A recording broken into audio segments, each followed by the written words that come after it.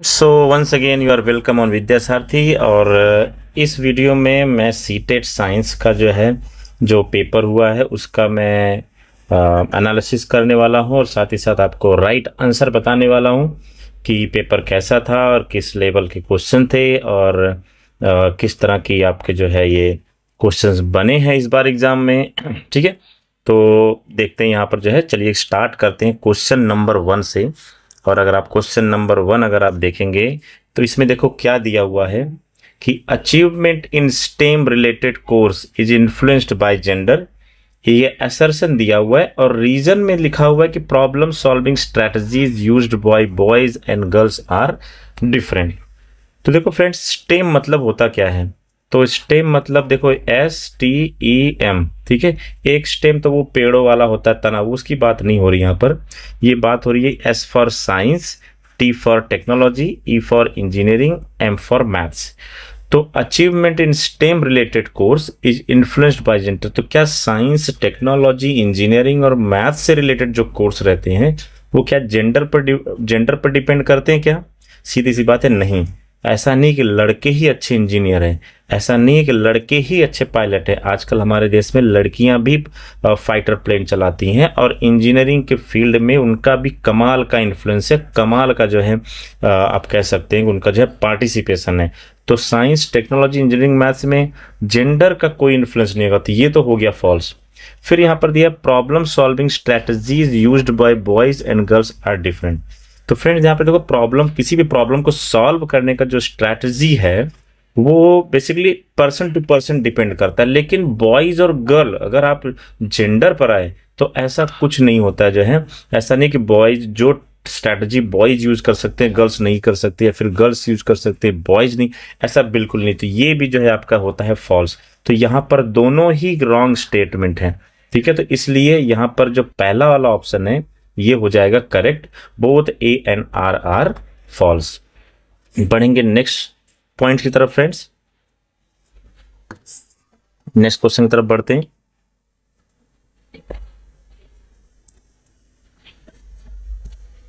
चलिए next question देखो क्या दिया हुआ है।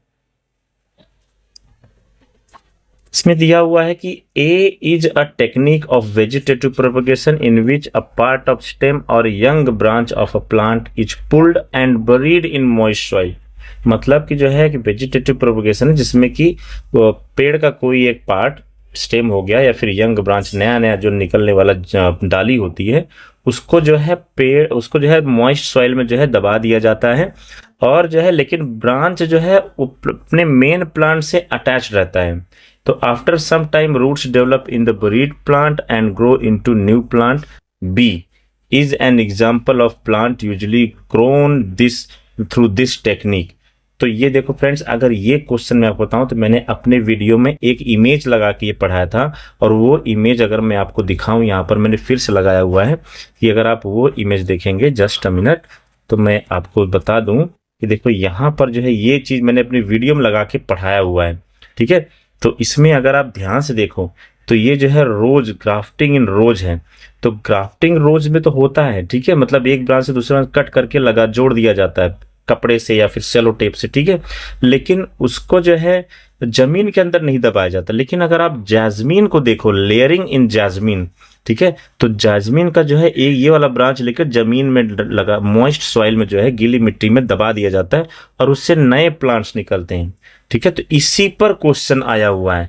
अब देखो मैं आपको ऊपर जा रहा हूं, तो देखो यहाँ पर जो आपका ऑप्शन देखो क्या क्या दिया है। लेयरिंग जैस्मीन, देखो पहला ही ऑप्शन देखो, लेयरिंग जैस्मीन, या फिर कटिंग पोटैटो। पोटैटो में बर्ड्स आते हैं, उसमें ये नहीं होता है।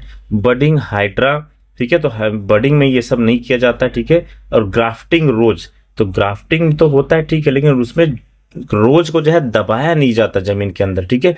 उसमें एक पार्ट का एक स्टेम कट करके उसके ऊपर दूसरा लगाकर और उसको जोड़ दिया जाता है, ठीक है। तो अपने आप आगे चल के ग्रो कर जाता है। तो आपको समझ में आ गया होगा कि इसका करेक्ट ऑप्शन क्या है फ्रेंड्स। तो इसका करेक्ट आंसर ये लेयरिंग जैस्मीन है। तो आपको समझ में आया होगा ये वाला पार्ट, ठीक है।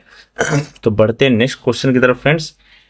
सीटेट 2024 का जो हमारा ये 14 दिसंबर को जो पेपर 14 दिसंबर को जो पेपर हुआ था उसका मैं आपको जो है की बता रहा हूँ, आंसर की बता रहा हूँ। तो चलिए बढ़ते हैं नेक्स्ट क्वेश्चन की तरफ। तो नेक्स्ट क्वेश्चन आपको दिख रहा होगा स्क्रीन पर। तो 63 क्वेश्चन नंबर है, crystallisation is a chemical change, photosynthesis is a chemical change, ripening of fruit is a physical change, formation of curd from milk is chemical change. तो उसमें पूछा कि कौन सा स्टेटमेंट सही है। तो कौन सा स्टेटमेंट सही है फ्रेंड्स? तो देखो आप एक बात बताओ, क्रिस्टलाइजेशन क्या केमिकल चेंज है?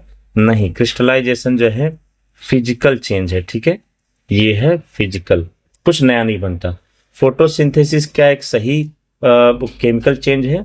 तो आंसर है हाँ, फोटोसिंथेसिस में जो है आपका जो है नया चीज बनता है। फोटोसिंथेसिस में होता क्या है कि C6 जो आपका ये फोटोसिंथेसिस होता है, इसमें जो है ऑक्सीजन से कंबाइंड होकर ग्लूकोज जो है और इसमें कार्बन डाइऑक्साइड ये सब जो है एब्जॉर्ब करता है। तो उसमें जो है उसका स्टार्च मतलब बेसिकली आपका जो है नया फूड बनता है प्लांट के लिए।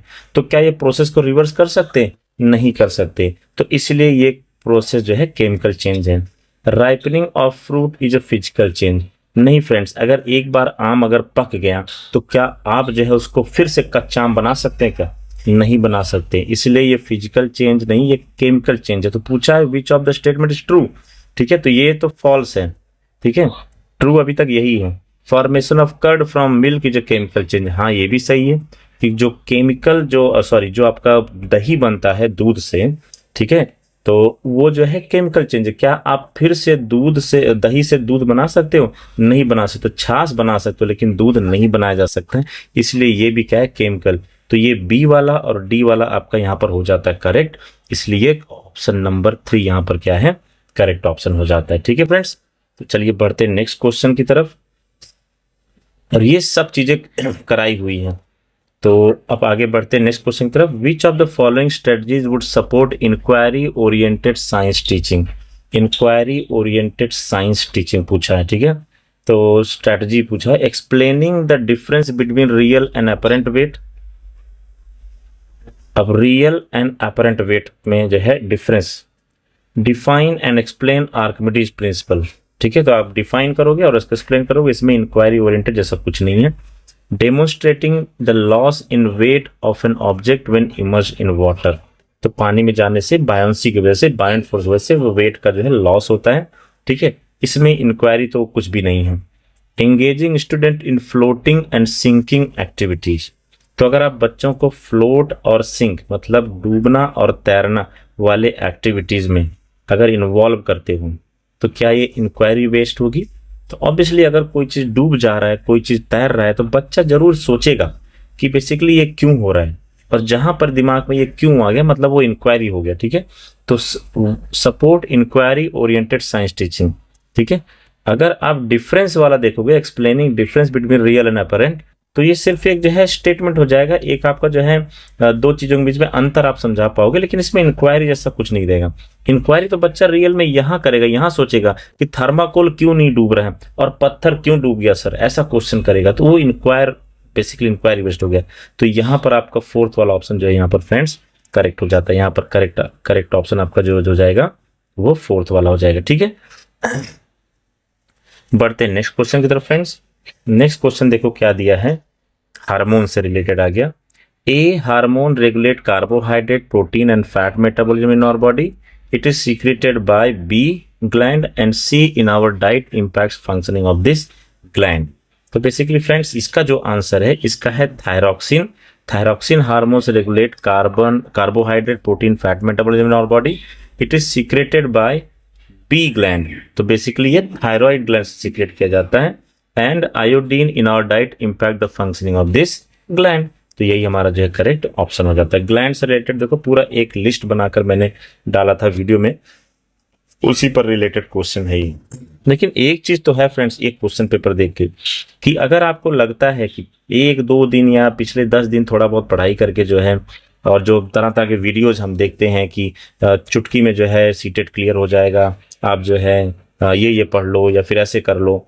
ठीक है, तो अगर क्वेश्चन पेपर एनालिसिस करो तो बहुत सारे बच्चों को ये चीज एहसास हो रहा होगा कि पहले तो क्वेश्चन हो जाते लेकिन एग्जाम में जाने के बाद जो है थोड़ा ये हो जाता है। क्यों?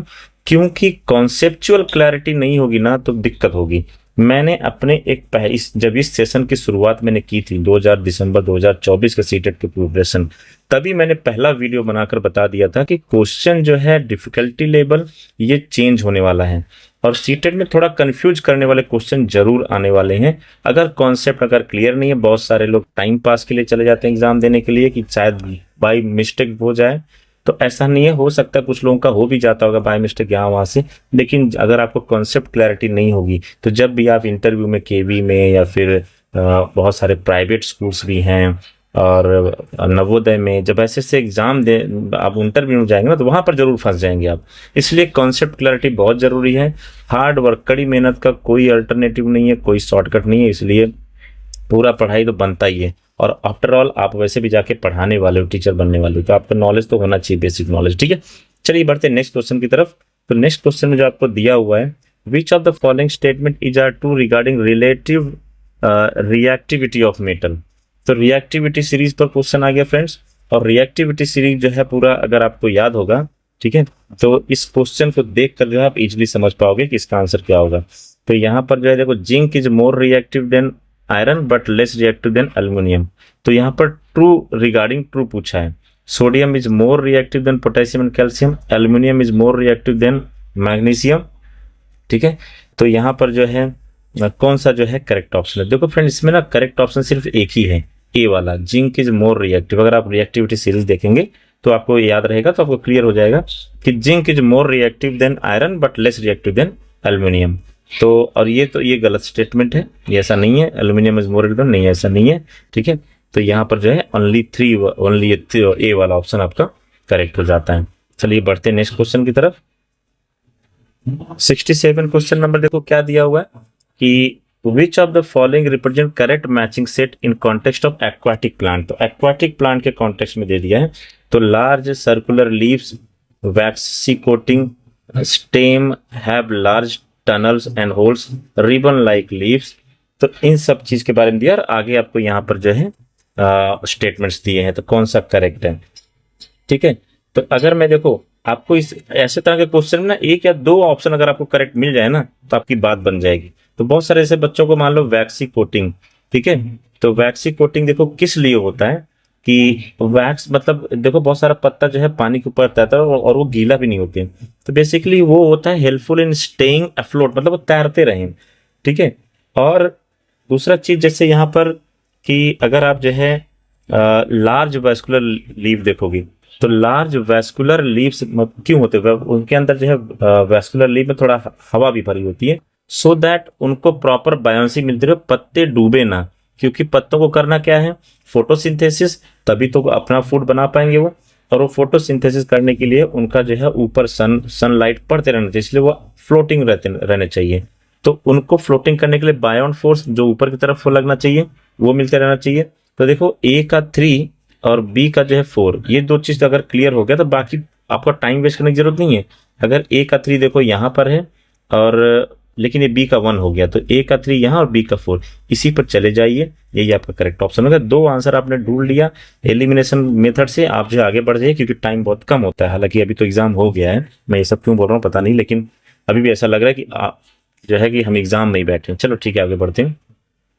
नेक्स्ट 68 क्वेश्चन नंबर देखते हैं। 68 क्वेश्चन नंबर में देखो क्या दिया हुआ है कि the following activity is done in class 7।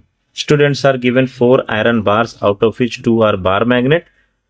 They are asked to identify the bar magnet. Which of the following process skill can be promoted through this activity?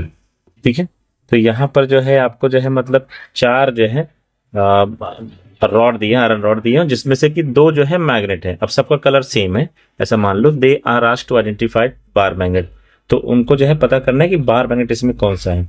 Which of the following process skills can be promoted through this activity. अब friends सोचिए कि अगर आपके पास 4 बार हैं जिसमें से 2 magnet हैं, तो 2 मैग्नेट है तो आपको पता लगा सबका कलर सेम है। अब इसमें से 2 मैग्नेट कौन से वो पता करना है। तो देखो मैग्नेट के अंदर 2 प्रॉपर्टी होती है, एक अट्रैक्टिव और एक रिपल्सिव। और मैंने मैग्नेट वाले वीडियो में अगर आप देखेंगे तो मैंने वहां पर आपको बताया हुआ है कि repulsion is the surest test of magnesium. Repulsion is the surest test of magnetism, मतलब अगर आपको पता करना है तो रिपल्सन वाला प्रॉपर्टी यूज करना पड़ेगा। ठीक है, तो अगर मान लो ये मैग्नेट है और ये मैग्नेट है, ठीक है, अगर इनके नॉर्थ पोल पास में लाओगे तो दोनों रिपेल करेंगे, लेकिन आयरन में ऐसा नहीं होगा। तो बच्चा यहाँ पर जो सबसे पहले ऑब्जर्व करेगा रिपल्सन कहाँ हो रहा है, और रिपल्सन हो रहा है तो वो क्लासीफाई कर लेगा कि ये मैग्नेट है, बाकी दोनों क्या है, आयरन रॉड है, और फिर उससे वो इन्फ्रेंस निकालेगा। अगर मैं पूछूंगा आपने कैसे पता किया, तो बोलेगा कि सर मैंने जो है 2 बार रॉड को पास में लाया और दोनों रिपेल कर रहे हैं। आयरन आयरन तो कभी रिपेल नहीं करेंगे, ये डेफिनेटली ये मैग्नेट होगा तभी तो रिपेल करेगा, ये अट्रैक्शन तो होगा ऑब्वियसली आयरन और मैग्नेट का। ठीक है, लेकिन आपको कैसे पता चलेगा कि ये जो है मैग्नेट है दोनों, तो जब दोनों पोल अगर आप घुमा घुमा के लाओगे आसपास और रिपल्सन कर गए, क्योंकि आयरन में हमेशा अट्रैक्शन ही होगा आयरन और मैग्नेट का, लेकिन मैग्नेट का जो है रिपल्सन हो, तो वो फिर इन्फर करेगा, मतलब वो इन्फ्रेंस निकालेगा, हाँ ये दोनों मैग्नेट ही है। तो बेसिकली यहां पर जो आपका थर्ड ऑप्शन जो है क्या हो जाता है, करेक्ट हो जाएगा। सबसे पहले ऑब्जर्व करेगा, फिर क्लासीफाई करेगा, फिर इन्फ्रेंस करेगा अपना कि हाँ ऐसा ऐसा किया मैंने तभी तो मुझे पता चला। ठीक है, अब इसमें जो है एस्टिमेशन, एक्सपेरिमेंटेशन, कंट्रोलिंग वेरिएबल जैसा कुछ नहीं है, इसमें क्या वेरिएबल कंट्रोल करोगे आप। ठीक है, ऑब्जर्वेशन, फॉर्मुलेटिंग, हाइपोथेसिस की फॉर्मुलेशन क्या क्या होगा, अगर आपको 4 रॉड दिया इसमें कुछ नहीं है, आपको सिर्फ पता लगाना है। तो और मेजरमेंट यहाँ पर है, तो मेजरमेंट क्या ही कर लोगे आप, क्या मेजर करोगे, चारों रॉड जो है सेम लेंथ के हैं, सेम कलर के हैं। ठीक है, आपको बस रिपल्सन से पता लगाना है। तो ऑब्जर्वेशन, क्लासिफिकेशन एंड इन्फरिंग आपका एक करेक्ट ऑप्शन हो जाता है। होप फ्रेंड्स आपको समझ में आ गया होगा। बढ़ते हैं नेक्स्ट क्वेश्चन की तरफ। 69, क्वेश्चन नंबर 69 देखो क्या दिया हुआ है, which of the following should not the purpose of open book. तो कितना आ गया, सीटेड पेडागोजी मैंने कितने क्वेश्चन कराए, ठीक है, तो उसमें से क्वेश्चन आ गया पेडागोजी क्वेश्चन है कि इसमें बेसिकली कि अगर आप ओपन बुक टेस्ट दे रहे हो तो क्या आप बच्चों से compete कराओगे, देखो कौन ज्यादा मार्क्स लाता है। ऑब्वियसली ये तो एकदम यूजलेस चीज हो गया। एक तो आप ओपन बुक टेस्ट ले रहे हो, ओपन बुक असेसमेंट है, और ऊपर से आप बोल रहे हो मार्क्स कौन लाता है, ये तो कोई बहुत बड़ी बात नहीं है। तो इसका सीधी सी बात है, इसका आंसर हो जाएगा to score more marks in test. ये जो है ऑब्जेक्टिव नहीं होना चाहिए, पर्पज नहीं होना चाहिए कि गुड मार्क्स। हाँ, बच्चों का असेसमेंट करो, ओपन बुक टेस्ट, उनका प्रैक्टिस कराओ, ठीक है, उनका जो है रिवीजन कराओ, उनका जो है रेमेडियल करो, जो भी है, लेकिन स्कोर जो है ओपन बुक टेस्ट से क्या ही करोगे आप। ठीक है, तो ये हमारा करेक्ट ऑप्शन हो जाता है, ऑप्शन नंबर 4। बढ़ेंगे नेक्स्ट क्वेश्चन की तरफ फ्रेंड्स। क्वेश्चन नंबर 70 जो दिया, देखो क्वेश्चन नंबर 70 में क्या दिया हुआ, the density of medium A is more than medium B but less than medium C, in which medium does sound travel faster. तो देखो साउंड कैसे चलता है, तो फ्रेंड्स देखो यहां पर आपको जो समझने वाली चीज है कि साउंड जो है जिस मीडियम में ज्यादा डेंसिटी होगा उसी में ज्यादा तेज चलेगा, क्योंकि साउंड क्या है, साउंड बेसिकली पार्टिकल्स का वाइब्रेशन है, और जिसमें ज्यादा पार्टिकल होंगे उसमें ज्यादा वाइब्रेशन होगा, जल्दी जल्दी जो है साउंड वेव जो होगा ट्रांसफर होगा एक पार्टिकल से दूसरे पार्टिकल में। तो एक चीज समझने वाली बात यह है कि सॉलिड में सबसे ज्यादा जो है साउंड का स्पीड होता है, फिर लिक्विड में होता है, फिर गैस में होता है। तो अगर यहां पर अगर इस क्वेश्चन को हम लोग ध्यान से देखें तो ए कोई एक मीडियम है जिसमें कि क्या है कि उसका डेंसिटी जो है बी से ज्यादा है लेकिन सी से कम है। तो ए का जो डेंसिटी है वो बी से ज्यादा है और लेकिन सी से कम है, तो इसका मतलब सी का सबसे ज्यादा है। तो जिस मीडियम का डेंसिटी सबसे ज्यादा होगा तो साउंड उसी में फास्टेस्ट ट्रेवल करेगा फ्रेंड्स। तो इसीलिए ऑप्शन सी यहाँ पर जो है करेक्ट ऑप्शन हो जाता है आपका। बढ़ते हैं नेक्स्ट क्वेश्चन की तरफ, होप आपको समझ में आ गया होगा। और यहाँ पर जो है क्वेश्चन नंबर हम लोग 71 देखते हैं। 71 में देखो क्या दिया है, एटॉमिक नंबर इधर दिया है, इधर mass number, number of electron, number of proton, number of neutron. तो फ्रेंड्स एटॉमिक नंबर बेसिकली होता है नंबर ऑफ प्रोटॉन, ठीक है, और नंबर ऑफ प्रोटॉन जितना है, ठीक है, तो अगर आप ध्यान से देखो तो एक न्यूट्रल आइटम में नंबर ऑफ इलेक्ट्रॉन भी उतने ही होते हैं। तो ये वाला जो है यहाँ पर जो है 9 हो जाएगा।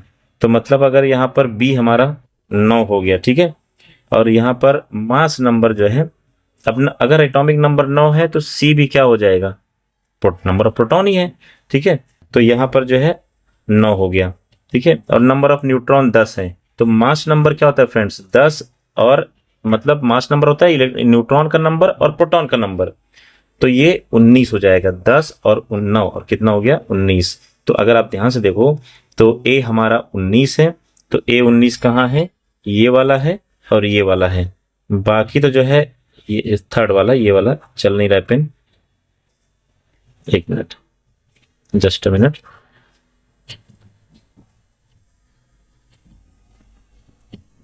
एक मिनट, हाँ एक मिनट, जस्ट अ मिनट, मैं थोड़ा ऊपर ले लेता हूँ इसको। हाँ, तो अगर आप ध्यान से देखो फ्रेंड्स, तो ये 19 हो गया, और ये 9 है, और ये भी 9 है, ठीक है। तो ये हमें ए मिल गया, बी मिल गया, सी मिल गया, मतलब 19 9 9। अब 19 9 आपको ढूंढना है, तो 19 यहाँ पर है, और यहाँ पर है 9 9 यहाँ पर है। तो बेसिकली अब बाकी आपको जानने की जरूरत नहीं है, टाइम वेस्ट करने की जरूरत नहीं है। तो ये 2 3 चीज से हमने पता लगा लिया कि हमारा ऑप्शन नंबर 3 क्या होगा फ्रेंड्स, करेक्ट होगा, ठीक है। तो ये number of proton, number of neutron, बड़ा सिंपल सा क्वेश्चन आ गया, बस थोड़ा सा दिमाग शांत रखना होता है एग्जाम में, बाकी और कुछ नहीं। चलिए बढ़ते नेक्स्ट क्वेश्चन। नेक्स्ट क्वेश्चन हमारा जो है 72 है। 72 में देखो क्या दिया है, convex mirror are used as rear view mirror in vehicle, and उसका रीजन दिया है, they form erect and large image, they have wider field of view.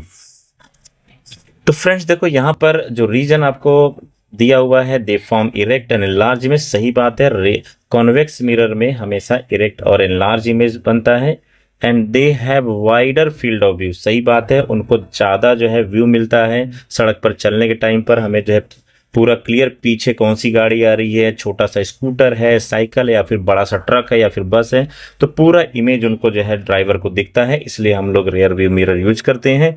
तो इसमें देखो कुछ लोगों को कंफ्यूजन हो सकता है कि ये वाला स्टेटमेंट जो है रॉन्ग हो सकता है, लेकिन फ्रेंड्स ऐसा नहीं है, क्योंकि अगर आप देखो यहाँ पर हम लोग कॉन्वेक्स मिरर क्यों यूज करते हैं, तो ये भी एक रीजन है, क्योंकि इसमें इरेक्ट इमेज बनता है। अगर इरेक्ट का जो अपोजिट होता है ना, वो इन्वर्टेड होता है, मतलब उल्टा। तो अगर इन्वर्टेड इमेज बनेगा तो गाड़ी जो आ रही है वो सीधा वो उल्टा दिखेगी लोगों को। तो क्या हम लोग ऐसा कर सकते हैं? तो मतलब ही नहीं हुआ। तो इसलिए दोनों ही यहाँ पर सही है। They form erect and a large image, ठीक है। एक तो लार्ज बनता है और इरेक्ट मतलब पूरा जो है एकदम अच्छे से क्लियर बड़ा दिखता है उनको, ठीक है पूरा। और अगर मान लो इरेक्ट इमेज नहीं बनता होता कॉन्वेक्स मिरर में, इन्वर्टेड बनता, तो क्या हम यूज करते हैं? नहीं यूज करते, क्योंकि वहां पर जो है डिफिकल्टी आती है बहुत, हम लोग को चीजें ठीक से समझ में नहीं आती, ठीक है। तो ये भी एक रीजन है, और दूसरा है कि वाइडर फील्ड ऑफ व्यू तो मिलता ही है। तो यहाँ पर जो है देखो कौन सा करेक्ट हो जाएगा, ए इज ट्रू बट नाइदर, नहीं, ए इज ट्रू बोथ R1 और R2 are correct explanation of, ये तो ये हमारा दूसरा वाला जो है हमारा जो है करेक्ट हो जाएगा, ठीक है। चलिए बढ़ते हैं नेक्स्ट क्वेश्चन की तरफ। 73, क्वेश्चन नंबर 73 देखते हैं। Self pollination can take place only in bisexual, cross pollination can take only in unisexual. तो इसका करेक्ट ऑप्शन फ्रेंड्स, इसका सही आंसर जो है बोथ S1 और S2 आर फॉल्स, दोनों में ये नहीं होता, ठीक है। अब सीधा बायोलॉजी क्वेश्चन आ गया। 74 का देखते हैं। 74 में देखो क्या दिया हुआ है,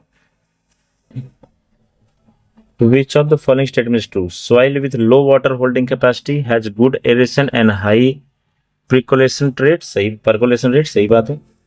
Soil with low water holding capacity has poor aeration, नहीं। Soil with low water holding capacity has good aeration and low, नहीं। इसमें फ्रेंड्स पहला वाला ऑप्शन जो है यहाँ पर करेक्ट हो जाता है, सॉइल से रिलेटेड है। चलिए बढ़ते हैं नेक्स्ट क्वेश्चन की तरफ। क्वेश्चन नंबर 75 देखो क्या दिया हुआ है।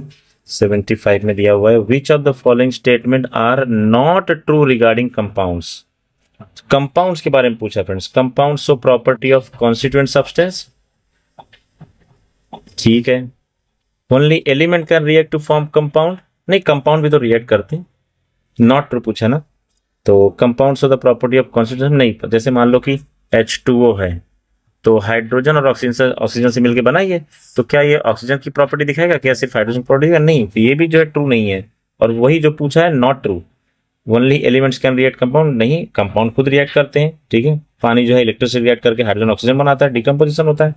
The composition of each compound is always fixed, सही बात है। पानी अगर जो है बनता है H2O से, तो H2O सही प्रपोर्शन में मिलेगा, तो ये मतलब 16:2 के प्रपोर्शन में जब हाइड्रोजन और वाटर मिलेंगे, मतलब H2O, तभी पानी बनेगा। तो ये तो सही है, तो ये तो हमारा ऑप्शन नहीं रहेगा। और compound can be separated by physical and chemical change. देखो फ्रेंड्स, कंपाउंड जो है केमिकल चेंज से अलग कर सकते, फिजिकल चेंज से नहीं कर सकते, ठीक है। जैसे मैंने आपको बताया वाटर है, तो वाटर में हाइड्रोजन और ऑक्सीजन है, तो अगर उसको अलग करना है तो आपको इलेक्ट्रिसिटी सप्लाई करना पड़ेगा, ये केमिकल चेंज हो जाएगा, राइट। तो बेसिकली ये भी जो हमारा नॉट ट्रू हो गया। तो हमारा जो करेक्ट ऑप्शन है ए वाला मतलब नॉट ट्रू है, बी वाला नॉट ट्रू है, सी वाला तो ट्रू है और डी वाला तो ए बी डी यहाँ पर फोर्थ वाला ऑप्शन आपका जो है करेक्ट हो जाता है। बढ़ेंगे नेक्स्ट क्वेश्चन की तरफ फ्रेंड्स। क्वेश्चन नंबर 76 में देखते हैं क्या दिया हुआ है। Which of the following statement are true in context of respiration in whales and dolphins? वाह क्या बात है। तो इसका जो है फ्रेंड्स ऑप्शन हो जाता है कि देखो they can not use dissolve oxygen. तो पूछा है which of the following statement are true. तो सही बात है, वो जो है they can not use dissolve. तभी तो वेल, अगर आप देखोगे वेल और डॉल्फिन पानी के ऊपर आ जाते हैं और वेल आती है तो बहुत तेज सांस लेती है और डॉल्फिन इसलिए बार बार पानी के बाहर, उनको शौक नहीं होता करतब दिखाने का, उनको ऑक्सीजन चाहिए होता है इसलिए वो बार बार बाहर आते हैं। तो ये तो ठीक है, ए हमारा हो गया। मतलब क्या दिया है, ट्रू पूछा है तो ए तो ट्रू है। तो देखो सारे में ही ये वाला ऑप्शन तो हट गया।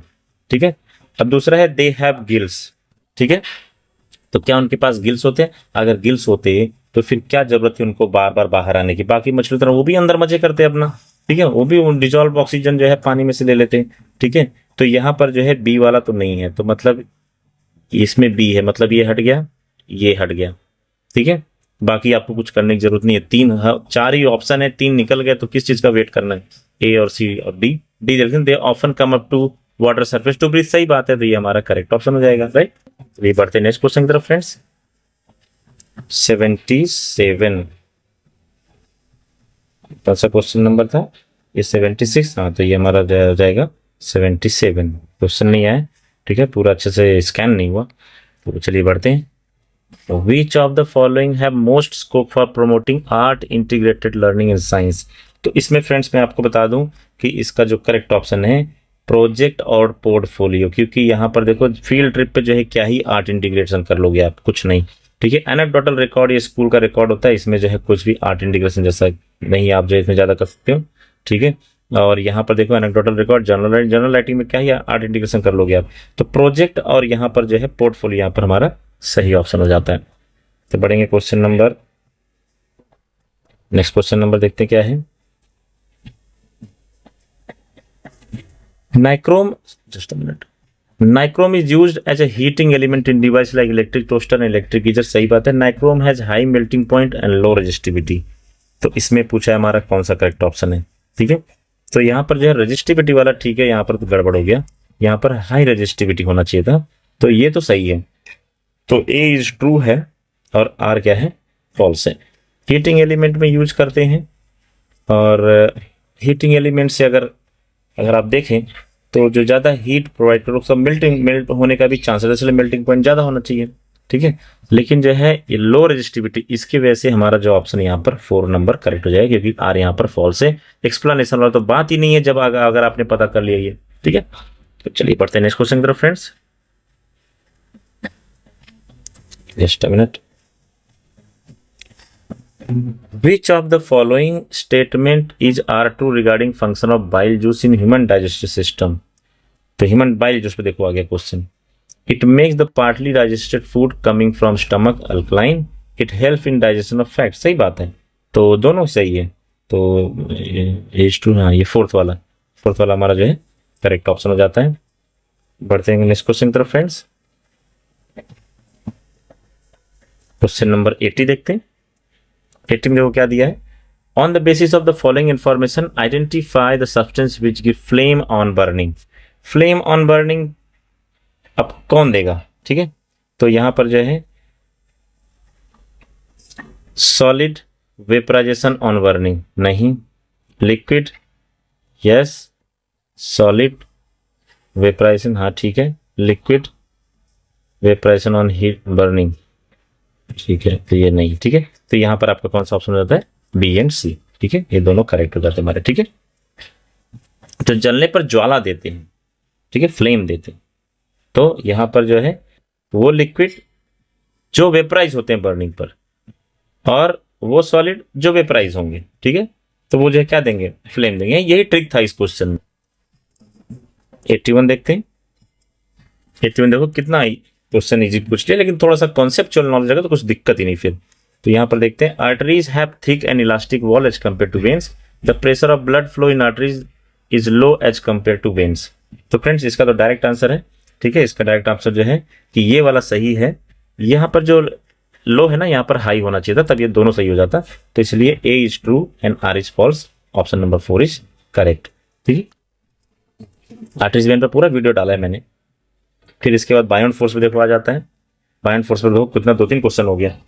Beyond force an object on an object immersed in liquid acts parallel to the liquid surface downward direction, upward direction, all direction। Friends देखो इसका आंसर जो है, जैसे मान लो एक लिक्विड है, ठीक है, ये लिक्विड है, किसी चीज को आप डुबा रहे हो, मान लो यहाँ पर कोई एक थर्माकोल का कोई भी एक स्लैब है, आप उसको डुबाओगे तो जब छोड़ोगे तो उसके ऊपर बायोंड फोर्स लगेगा, तो उसको ऊपर ढकेलेगा। मतलब बायोंड फोर्स हमेशा ऊपर की तरफ काम करता है। डाउनवर्ड डायरेक्शन में तो ग्रेविटी काम करती है हमेशा, gravity always acts in vertically downward direction. So this is not correct. And all direction में प्रेशर हो सकता है, लेकिन बायोंड फोर्स नहीं होता है। Parallel to the liquid surface, ये भी बिल्कुल गलत है। पैरेलल टू लिक्विड सरफेस अगर होता तो ये डुबाने के बाद ये ऐसे भागता, लेकिन क्या ऐसे भागता नहीं। ठीक है, तो ये हमारा जो है अपवर्ड डायरेक्शन जो है करेक्ट ऑप्शन हो जाता है फ्रेंड्स। चलिए बढ़ेंगे नेक्स्ट क्वेश्चन की तरफ। 83, विच of the following question is a divergent. देखो डाइवर्जेंट क्वेश्चन में मैंने कितना सारा पेडागोजी क्वेश्चन कराए थे, और डाइवर्जेंट क्वेश्चन मतलब जिसमें बहुत सारे ऑप्शन हो सके, बहुत सारा बच्चा सोचने में मजबूर हो जाए, तो डायरेक्ट आंसर नहीं होना चाहिए। तो what would happen to gravity if the size of earth is reduced to half.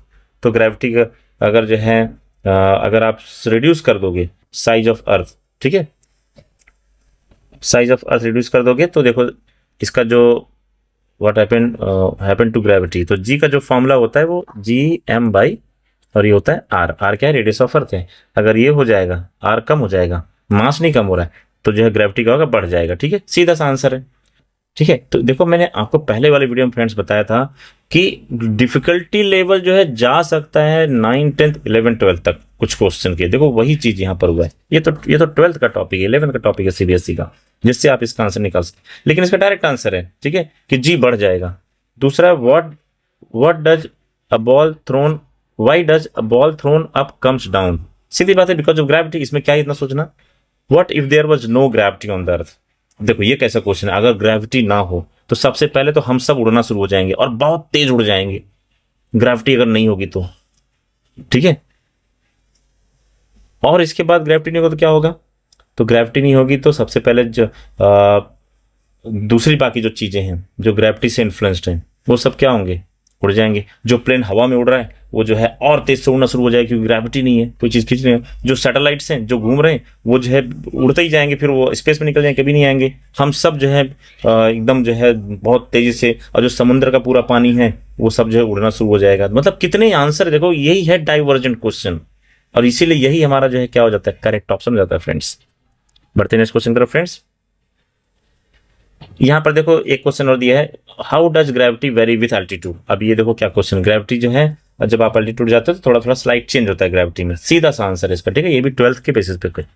तो चलिए बढ़ते हैं नेक्स्ट क्वेश्चन की तरफ। हाँ, इसका करेक्ट ऑप्शन यही है कि क्या होता है अगर पृथ्वी पर कोई गुरुत्वाकर्षण नहीं होता तो बेसिकली यही होता है कि ये डाइवर्जेंट क्वेश्चन हो गया। बहुत सारे इसके आंसर हो सकते हैं, बच्चा बहुत कुछ सोचेगा फिर। बढ़ते हैं क्वेश्चन नंबर 84 की तरफ फ्रेंड्स। क्वेश्चन नंबर 84 में देखो क्या दिया है, when a ray of light enters from medium A to medium B its speed decreases and on further entry into medium C its speed decreases, which of the following conclusion can be drawn। तो यहाँ पर reflective index light से related question आ गया, और इसका friends मैं आपको डायरेक्ट आंसर बता दूं, reflective index of A and C are less than B, क्योंकि ये लाइट की प्रॉपर्टी है। ठीक है, इस पर ऑलरेडी कवर कर चुका हूं मैं। 85, क्वेश्चन नंबर 85 में देखो क्या दिया हुआ है। क्वेश्चन नंबर 85 में अगर आप देखो तो which of the following statement is correct, the normal temperature of the human body is 37 degree Celsius. सही बात है, ये हम जो लेबोरेटरी थर्मामीटर और क्लिनिकल थर्मामीटर वाला जो टॉपिक था उसमें बताया था कि लेबोरेटरी थर्मामीटर में जो है सीधा होता है -10 डिग्री सेल्सियस तक उसका रेंज होता है, लेकिन क्लिनिकल थर्मामीटर का रेंज जो है बहुत कम होता है, क्योंकि वो हम ह्यूमन बॉडी टेम्परेचर मेजर करने के लिए यूज करते हैं। ह्यूमन बॉडी टेम्परेचर वहां पे मैंने बताया कि 37 डिग्री सेल्सियस होता है ऑन एन एवरेज टेम्परेचर। ठीक है, heat flow from a body at a higher temperature to a body lower temperature. ठीक है, तो देखो अब ये भी सही है। ठीक है, अब देखो यहां पर क्वेश्चन पूछा गया है S1 is inference and S2 is observation. Both S1 S2 और ऑब्जर्वेशन, दोनों ऑब्जर्वेशन नहीं है, बोथ S1 S2 और इन्फरेंस दोनों ही नहीं है। एक्चुअल में अगर आप देखा जाए तो normal temperature of human body is 37 degree Celsius. ठीक है, ये ऑब्जर्वेशन है। ठीक है, ये क्या है, ऑब्जर्वेशन है। क्योंकि अगर आप जो है 10 आदमी को लो, क्लिनिकल थर्मोमीटर दोनों है और सबका टेम्परेचर मेजर कर एवरेज निकालो 37 के आसपास आएगा। हमने ऑब्जर्व किया ये। और जब हम एक आइस को पानी में डालते हैं, देखते हैं धीरे धीरे आइस मेल्ट हो रहा है। ठीक है, या फिर जब एक आइसक्रीम को हम लोग कमरे में रख देते हैं तो आइसक्रीम मेल्ट होना शुरू होता है, मतलब कमरे का हीट जो आइसक्रीम में जाता है। तो मतलब ये हमारा क्या हो गया, हमने क्या इससे इन्फ्रेंस निकाला कि heat flow from a body higher temperature to at lower temperature. तो ये इन्फ्रेंस हो गया, तो ये हमारा जो है करेक्ट ऑप्शन हो जाता है। बढ़ेंगे नेक्स्ट क्वेश्चन की तरफ फ्रेंड्स। 86 क्वेश्चन नंबर 86 में क्या दिया है, Sunita takes 0.5 gram of sodium carbonate in test tube and at 5 ml of dilute hydrochloric acid. ठीक है, she passes the gas produce the above reaction through lime water, milky बन जाता है। ये तो बहुत फेमस रिएक्शन है। और देखो यहाँ पर जो है, यहाँ पर दिया है रिएक्शन सोडियम कार्बोनेट। ठीक है, तो अब फ्रेंड्स देखो यहाँ पर सोडियम कार्बोनेट यहाँ पर दिया है। तो अगर आपको पता हो कि सोडियम कार्बोनेट का जो फॉर्मूला होता है, ठीक है, ठीक है, तो वो जो है क्या होता है बेसिकली Na2CO3, Na2CO3। ठीक है, और अगर आपको सोडियम बाइकार्बोनेट अगर पता करना हो तो सोडियम बाइकार्बोनेट का जो है, जो आपका सिंबल होता है वो होता है NaHCO3। अगर ये दो इंफॉर्मेशन है तो आप जो है दो ऑप्शन निकाल सकते हो। देखो यहाँ पर क्या दिया, सोडियम कार्बन। और याद रखना यहाँ पर एग्जामिनर ने कंफ्यूज करने के लिए आपको 0.5, इसका कुछ काम नहीं है, कोई कैलकुलेशन नहीं है। 5 ml दिया, कुछ ये काम नहीं है यहाँ पर, जस्ट लैंग्वेज थोड़ा चेंज किया है जो भी पेपर सेटर रहा होगा, और उसने जो है थोड़ा बहुत स्मार्टली जो है क्वेश्चन डिजाइन किया ताकि इतना सारा रिएक्शन देखे बच्चा कंफ्यूज हो जाए। लेकिन अगर आपको बेसिक नॉलेज है, अगर आपको पता है कि Na2CO3 क्या है और NaHCO3 क्या है, ठीक है, सोडियम कार्बोनेट ये है और ये क्या है सोडियम बाइकार्बोनेट। ठीक है, तो अब देखो यहाँ पर NaHCO3 यहाँ पर रिएक्शन स्टार्ट हो रहा है, और यहाँ पर भी अगर आप देखो NaHCO3 से रिएक्शन स्टार्ट हो रहा है। तो कहने का मतलब ये रिएक्शन तो हो नहीं सकता, मतलब ये पहला और दूसरा ऑप्शन क्या हो गए, निकल गए। ठीक है, अब यहाँ पर देखो क्या हो रहा है, दूसरे में Na2CO3, हाँ सोडियम कार्बोनेट यहाँ पर हाइड्रोक्लोरिक एसिड से रिएक्ट कर रहा है, NaCl बनाया, H2 बनाया, CO2 बनाया। ठीक है, ठीक है, अब यहां पर फिर क्या बोल रहे हैं, she passes the gas produce in the above reaction. तो बेसिकली यहां पर जो है कैल्शियम कार्बोनेट, ठीक है, इसमें जो है यहां पर गैस पास किया गया। ठीक है, तो यहां पर ये वाला जो पार्ट बनेगा ना, ठीक है, इससे जो है कार्बन डाइऑक्साइड पास किया और ये कैल्शियम कार्बोनेट बनता है और ये हमारा कंप्लीट रिएक्शन है। इसलिए हमारा फ्रेंड्स ये थर्ड वाला ऑप्शन जो है करेक्ट हो जाता है। चलिए बढ़ते हैं 87 की तरफ। Which of the following statement is are true regarding nature of science? तो कितना मक्खन क्वेश्चन पूछ लिया।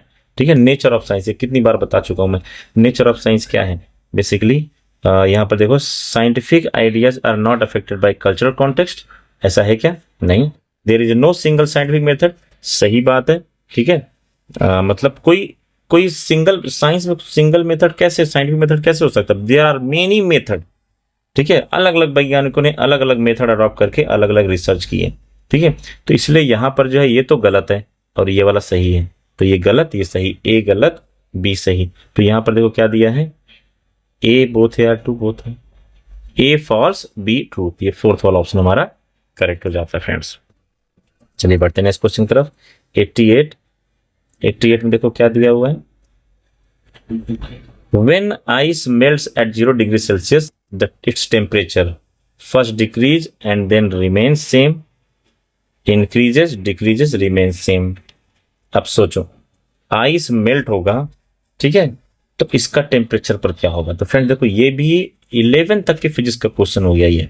ठीक है, और इसका अगर मैं सही आंसर बताऊं आपको, तो सही आंसर पहले एक चीज बताता हूं मैं आपको कि जैसे सपोज मेरे पास मान लो एक बर्तन है जिसमें मैंने कुछ आइस क्यूब वगैरह डाले हैं। ठीक है, ऐसा एक आइस क्यूब, बहुत सारा आइस मैंने डाल दिया यहाँ पर बर्नर से मैंने लगा दी आग, जैसे आप लोगों ने पेपर में लगा दिया होगा। ठीक है, और इसमें डाल दिया एक थर्मामीटर। ठीक है, तो विज्ञान के मुताबिक जो कि सही है, उसके मुताबिक जब तक ये पूरा आइस मेल्ट नहीं हो जाता ना, तब तक इसका टेम्परेचर 0 डिग्री सेल्सियस से आगे नहीं बढ़ेगा। जब ये पूरा सॉलिड जो आइस जो है सॉलिड फॉर्म में होता है, जब पूरा लिक्विड बन जाएगा तब इसका temperature 1 degree Celsius, 2 degree Celsius, 3 degree Celsius ऐसे बढ़ना शुरू होगा। तो इसका मतलब when ice melts at 0 degree its temperature remains same friends, remains same. ठीक है, ये हमारा जो है करेक्ट ऑप्शन हो जाता है 88 का 4। 89 को देखते हैं, 2 क्वेश्चन और बचे हैं। 89 children of all age group have various ideas which may be different from science concepts of the which of the following statement are true regarding these idea। तो इसमें मैं आपको बता दूं friends, these ideas are usually stable, these they are formed due to observable phenomena, they tend to follow similar developmental pattern, they are easy to modify, they are often domain specific। ठीक है, तो इसका जो correct option है ए B C D. ठीक है, domain specific नहीं है। ठीक है, यहां पर जो आपका जो है correct option A B C and E हो जाता है, डी नहीं है। They are easy to modify, ऐसा नहीं है। ठीक है, तो यहां पर आपका ए बी सी और ई हो जाता है। बढ़ेंगे नेक्स्ट क्वेश्चन करो friends, last question.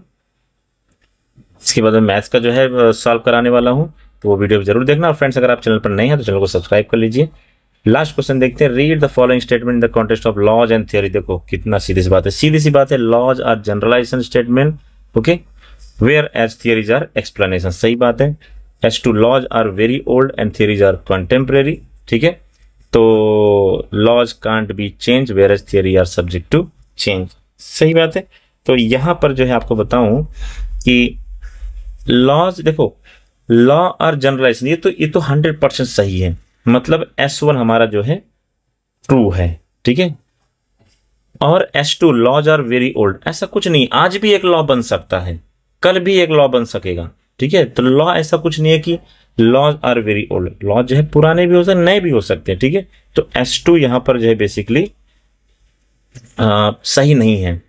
Law can't be change, friends ये बिल्कुल सही है। अगर न्यूटन ने बोल दिया कि न्यूटन्स लॉ ऑफ ग्रेविटेशन में कि 2 मैटर आपस में एक दूसरे को अट्रैक्ट करेंगे, अगर उनके पास मास है तो अट्रैक्ट करेंगे। आप ब्रह्मांड के किसी भी कोने में रहिए, ये लॉ अगर बन गया तो कभी नहीं बदलने वाला। ये चीज मैं पेडागॉजी में बोल बोल के जो है मैंने रट लिया। मेरे फ्रेंड्स लोगों को भी रटा होगा कि laws can not be change. But theory क्या, थियरी चेंज होने के लिए बनाया जाता है। अभी जिस चीज का कंप्लीट हमारे पास जो एक्सपेरिमेंट नहीं है, कंप्लीट ये नहीं है, हम एक थियरी बनाकर उसको बता देते हैं कि ऐसा ऐसा हो सकता है, बाद में वो चेंज हो सकता है। तो S1 और S3 यहां पर ट्रू है और S2 यहां पर फॉल्स है, इसलिए S1 S3 are true and whereas S2 are false. यही हमारा करेक्ट ऑप्शन हो जाएगा फ्रेंड्स। आज के वीडियो में इतना ही। Thank you so much for watching this video and मिलते हैं नेक्स्ट वीडियो में मैथ्स के और दूसरे साइंस का जो आज 15 तारीख को उसके सटीक एनालिसिस में। तब तक के लिए take care, thank you, bye.